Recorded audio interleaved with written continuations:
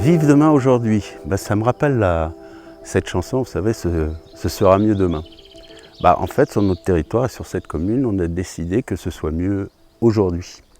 C'est pour ça qu'on a adhéré à cette idée, à ce projet qui a été lancé par la région avec le CAUE, avec la Fédération des œuvres laïques et puis le Cercle Condorcet.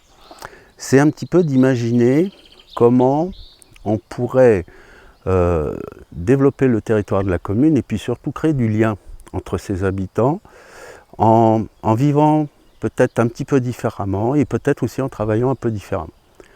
Le problème qui se pose sur notre commune, c'est, comme beaucoup de communes rurales, le fait d'être des communes dortoirs. Et ce qu'on essaye de faire aujourd'hui, c'est de recréer de l'activité, du lien social entre les habitants qui, étant éparpillés sur différents villages de la commune, ne se connaissent pas forcément. Alors ça me fait penser aussi à une autre chose, je ne sais pas si vous vous souvenez, enfin pour vraiment les plus anciens, on parlait dans les années 70 de l'an 01. Et l'an 01, ça devait être le point de départ d'une façon de vivre différemment. Et pour cela, il fallait s'arrêter.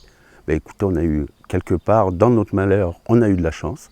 Parce qu'avec le confinement, non seulement nous on s'est arrêté, mais le monde entier s'est arrêté.